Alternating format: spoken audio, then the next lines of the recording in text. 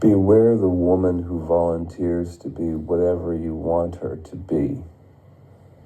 She can be like a screen onto which you project all of your dreams. Onto this imaginary woman is projected all potentiality for the heart's desire. She has become the anima in the man's mind. Perhaps this crosses genders, but I'm of limited experience. This projection of anima onto the idea of a woman, it inspires in the admirer the feeling that there could be no replacement for this person. Obviously, no individual can be fully replaced because we're all unique, but the admirer could not imagine another taking that place due to a unique level of compatibility and mutual attraction. There can settle into a person a strong feeling that they were meant to be with somebody who's always just out of reach. Such a tragedy in one's love life can reveal the source of suffering. To have one all-consuming desire take up the heart space, and then to have to let it go all at once and forever. The space that appears in the wake of that surrender can reveal the non-self nature of all that's perceived by what one is. There appears the perception of a gap between awareness and what appears in it that reveals the latter's non-self nature. When a thought that takes up so much space and that has done so for so long is finally let go of, the size of the event can reveal the efficacy of the feeling and letting go in terms of what it does for one's state of being. It could be a single event that opened enough space to be noticed and correlated with the process of feeling the feelings without mulling the content obsessively and then letting go. If that's done for more memories, then there can be allowed even more space.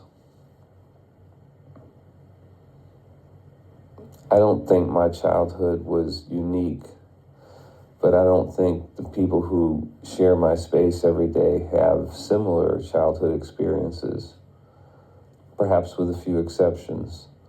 But I don't think what I'm about to describe is terribly uncommon for the time and place in which I grew up.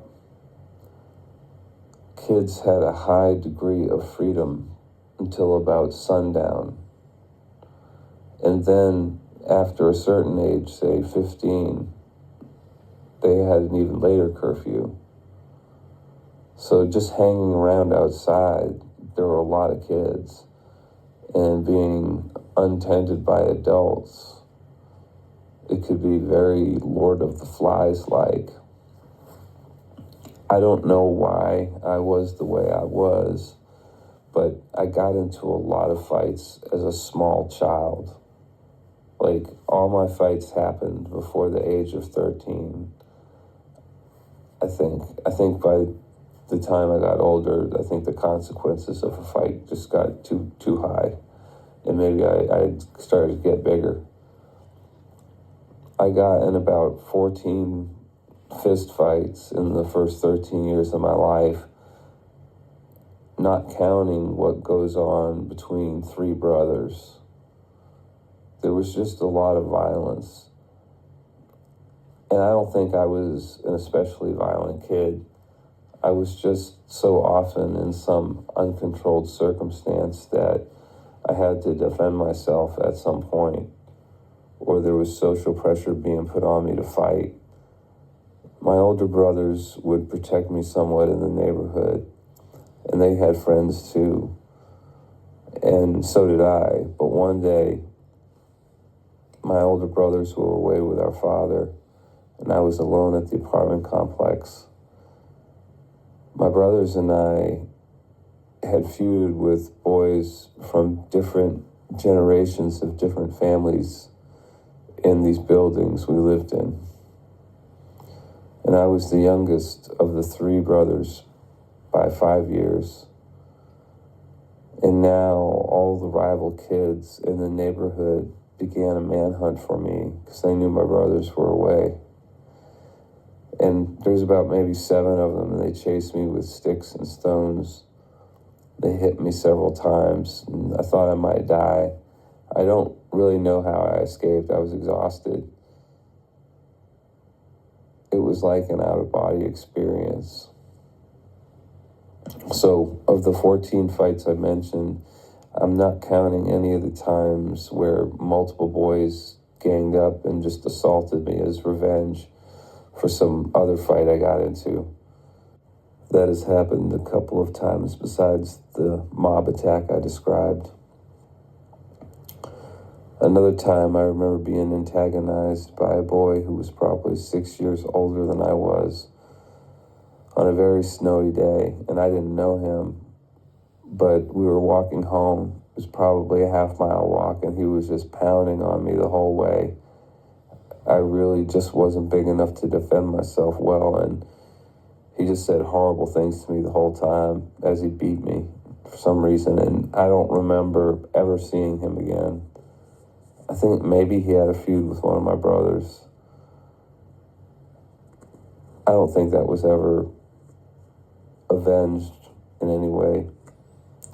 Anyway, those types of experiences I think are normal for a lot of people, but at the same time, there are a lot of people for whom it would be abnormal. There's a great many people who have experienced no violence growing up. But these are the types of experiences that may appear in memory for many people. Instead of replaying the details of them, just feel the feelings of them, the underlying feelings, and then let them go. Surrender them over to a higher power. This type of letting go allows for a shift in the construct that reveals its non-self nature to what perceives it. In that discovery comes the end of the ignorance of identification with thought and form. It's a rare thing for two people to be happy together for a lifetime. And by happy, I mean happy, not just together. I can think of some people who seem happy after having been together for decades. But when I think of them as individuals, I think of them as each being happy in and of themselves.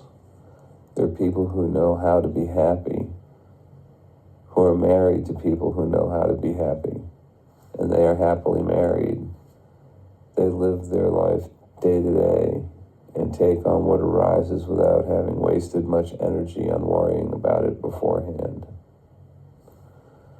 To live too much in the mental self-narrative is to be taking in less of the moment due to the zero-sum nature of attention.